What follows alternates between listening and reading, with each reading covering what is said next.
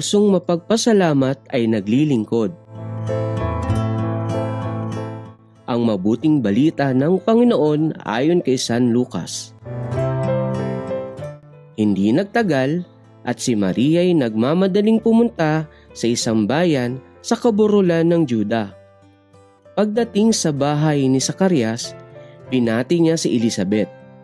Nang marinig ni Elizabeth ang bati ni Maria, nagagalaw ang sanggol sa kanyang tiyan. Napuspos ng Espiritu Santo si Elizabeth at buong galak na sinabi, "Pinagpala ka sa mga babae at pinagpala rin ang dinadala mo sa iyong sinapupunan. Sino ako upang dalawin ng ina ng aking Panginoon? Sapagkat pagkarinig ko ng iyong bati ay nagagalaw sa tuwa ang sanggol sa aking tiyan. Mapalad ka sapagkat nanalig kang matutupad ang ipinasabi sa iyo ng Panginoon."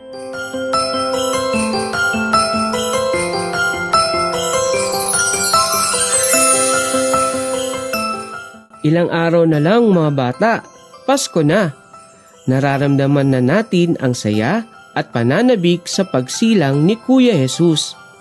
Ngayon ay ika-4 na linggo na ng panahon ng Adbyento. Sisindihan na ang ika-4 na kandila sa Advent Wreath na sumasagisag sa kapayapaan.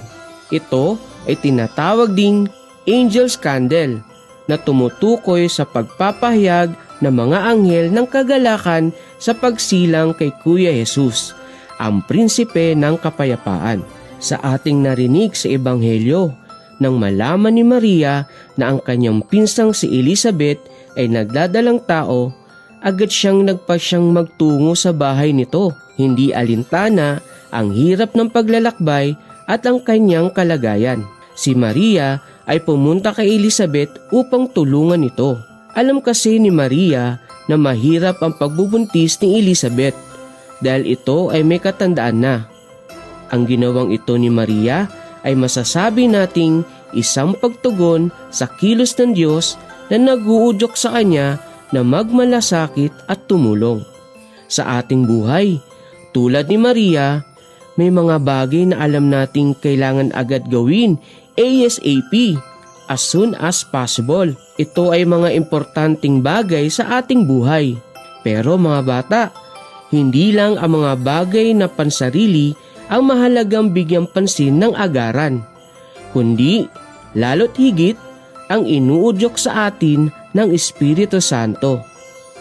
Kaya kung nararamdaman natin sa puso natin na ini-inspire tayo ng Diyos na tulungan ng iba dahil sila ay nahihirapan, nalulungkot, nangangailangan ng ating kapatawaran, o kaya naman ay tayo ay nangangailangan ng paghingi ng kapatawaran at nangangailangan ng magkumpisal.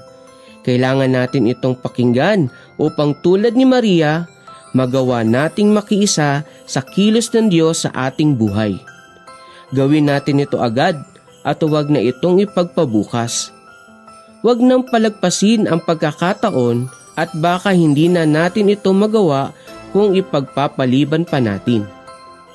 At tulad ni Maria, na nooy dinadala sa kanyang sinapupunan si Kuya Jesus, maipadama rin sana natin sa iba ang ligayang dulot ni Kuya Jesus na dinadala natin sa ating mga puso at ipahayag ang mabuting balita sa salita at sa gawa, sa pagtulong sa kapwa. Ito ang ating natatanging misyon.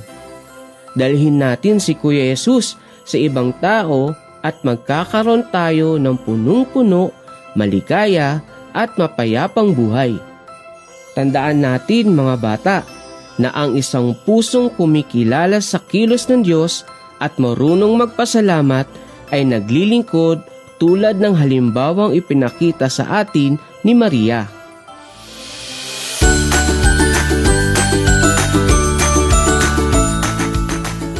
Paano natin mapapanatili ang presensya ni Kuya Jesus sa ating mga puso?